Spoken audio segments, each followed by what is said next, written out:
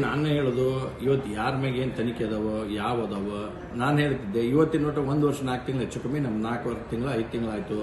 ಎಲ್ಲಾನು ನಿಮ್ದೇ ಸರ್ಕಾರ ಐತಿ, ನೀವೇ ತನಿಖೆ ಮಾಡಿಸ್ಬೋದಾಗಿತ್ತಲ್ಲ, ಸಂಪೂರ್ಣವಾಗಿ ನೀವೇ ಮಾಡ್ಬೇಕಿತ್ತು. ಹಂಗಂದ್ರೆ ಒಂದು ಕೆಲಸ ಮಾಡಿರಪ್ಪ, ಈಗೂ ಏನು ತಪ್ಪಾಗಿಲ್ಲ, ಅಷ್ಟು ಏನೇನದವಲ್ಲ ಎಲ್ಲ ಸಿಬಿಐಗೆ ಎನ್ಕ್ವೈರಿ ಕೊಟ್ಬಿಡ್ರಿ. ಇವತ್ತು ಮೂಡ ಹಿಡ್ಕೊಂಡು ವಾಲ್ಮೀಕಿ ಎಂಕರ್ ಮಾಡಕತ್ತಾರ, ಇಡಿ ಅವರು ಮಾಡಕತ್ತಾರ, ಸಿಬಿಐದವ್ರು ಮಾಡತ್ತಾರ.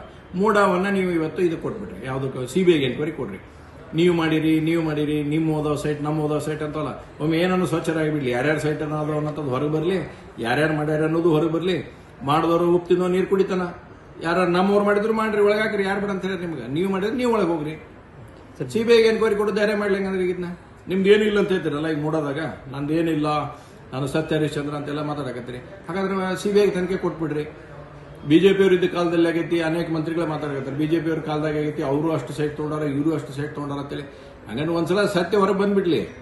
ಬಿಜೆಪಿಯವ್ರು ತೊಗೊಂಡಾರೋ, JDSನವ್ರು ತೊಗೊಂಡಾರೋ, ಕಾಂಗ್ರೆಸ್ನವ್ರು ತೊಗೊಂಡಾರೋ, ಸಿದ್ದರಾಮಯ್ಯವ್ರು ತೊಗೊಂಡಾರೋ, ಇನ್ಯಾರು ತೊಗೊಂಡಾರೋ ಸತ್ಯ ಒಂದು ಪೂರ್ತಿ ಹೊರಗೆ ಬರಲಿ. ಸಚಿವ ಸಂತೋಷ್ ಲಾಡ್ ಅವರು ಹೇಳ್ತಾರೆ, ಇವೆಲ್ಲ ಸೈಟು ಸಿಎಂ ಅವರಿಗೆ ಈಗ 14 ಸೈಟ್ ಕೊಟ್ಟಿರೋದು ಬಿಜೆಪಿ ಕಾಲದಲ್ಲೇ ಕೊಟ್ಟಿರೋದು, ಬಿಜೆಪಿ ಅವರೇ ಕೊಟ್ಟಿರೋದು ಅಂತೇಳಿ ಅದಕ್ಕೆ ಹೇಳ್ತಿದ್ದಾರೆ. ನಾನು ಅದಕ್ಕೆ ಹೇಳ್ತೀನಿ, ಸನ್ಮಾನ್ಯ ಸಚಿವರು ಏನ್ ಮಾಡ್ಲಿ, ಇದನ್ನ ಸಿಬಿಐ ತನಿಖೆಗೆ ಕೊಡ್ಲಿ.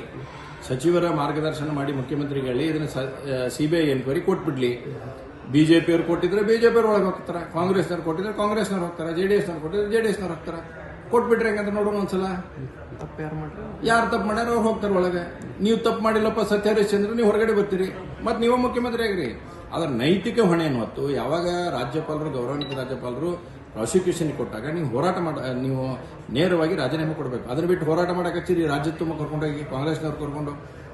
ನನಗನ್ಸಿದ್ದು, ನನಗೆ ಕೇಂದ್ರದ ಹೈಕಮಾಂಡ್ ಬಂದಾಗ ಅವರಿಬ್ರು ವೇಣುಗೋಪಾಲ್ ಅವರು ಮತ್ತು ಇನ್ನೊಬ್ರು ಅವರ ಹಿರಿಯರು ಬಂದಂತ ಸಂದರ್ಭದಲ್ಲಿ ನನಗೆ ಅನ್ಸುತ್ತೆ ಇವ್ರು ಬುದ್ಧಿವಾದ ಹೇಳೋಕಾರಂತೆ. ಅವ್ರು ಬುದ್ಧಿವಾದ ಹೇಳಕ್ ಬಂದಿಲ್ಲ, ಕಮಿಷನ್ ಸರಿಯಾಗಿ ಆಗೈತಿಲ್ಲ ಅಂತ ಕೇಳಕ್ ಬಂದಾರ ಅವ್ರು. ನನಗನ್ಸೋ ಮಟ್ಟಿಗೆ ಪಾಲನ ಸರಿ ಮುಟ್ಟೈತೋ ಇಲ್ಲೋ, ಮತ್ತೆ ಇಲ್ಲಿ ನಿಮ್ದು ಜಾಸ್ತಿ ಆಗೈತನ ಅಂತ ಕೇಳುವಂತ ನಿಟ್ಟಿನಾಗ ಬಂದಾರ ಇವತ್ತು. ಯಾಕಂದ್ರೆ ಹಿಂದೆ ನಾವು ಹೇಳಿದ್ವಿ, ಸರ್ಕಾರ ಬಂತಂದ್ರೆ ಕರ್ನಾಟಕವನ್ನ ATM ಆಗಿ ಕಾಂಗ್ರೆಸ್ ಪಾರ್ಟಿ ದುರ್ಬಳಕೆ ಮಾಡ್ಕೊತಂತ ಹೇಳಿದ್ವಿ. ಇವತ್ತು ನಾವು ಹೇಳಿರ್ತಕ್ಕಂಥ ಹೇಳಿಕೆ 100% ಸತ್ಯ ಆಗೈತಿ. ವಾಲ್ಮೀಕಿ ಹಗರಣದ ದುಡ್ಡು, ವಾಲ್ಮೀಕಿ ನಿಗಮದ ದುಡ್ಡು ತೆಲಂಗಾಣಕ್ಕೆ ಯಾಕೆ ಹೋಗ್ತಿ ಇಲೆಕ್ಷನ್ ಟೈಮ್ನಾಗ? ಅಲ್ಲಿ 10-20 ಅಕೌಂಟಿಗೆ ಹೋಗೈತಿ, ಅಲ್ಲಿಂದ ವಿಡ್ರಾಲ್ ಆಕೈತಿ. ಯಾವ ಕಾರಣಕ್ಕೆ? ಯಾಕೆ ಕರ್ನಾಟಕದಾಗ ನಮ್ಮ ST ಬಂದವ್ರು ಇಲ್ವಾ, ಪರಿಷ್ಠ ಪಂಗಡ ಭಾಗದವ್ರು ಇಲ್ವಾ ಇಲ್ಲಿ? ಅಂದ್ರೆ ನೀವು ದಲಿತರ ಹೆಸರು ಹೇಳಿ ದಲಿತರ ಹಣವನ್ನು ಲೂಟಿ ಮಾಡಿದವ್ರು ಇವ್ರು ಕಾಂಗ್ರೆಸ್ನವ್ರು. ಹೆಸರಿಗೆ ದಲಿತರು ಅಂತ ಹೇಳ್ತಾರ. ಹೀಗಾಗಿ ಅದನ್ನ ಎಲ್ಲಾ ಸತ್ಯಾಸತ್ಯತೆ ಹೊರಗೆ ಬರಲಿ. ದೂದ್ ಕಾ ದೂದ್ ಪಾನಿ ಕಾ ಪಾನಿ ಅಂತೇವಲ್ಲ, ಹಂಗಾಗಿ ಗೊತ್ತಾಗತ್ತವ.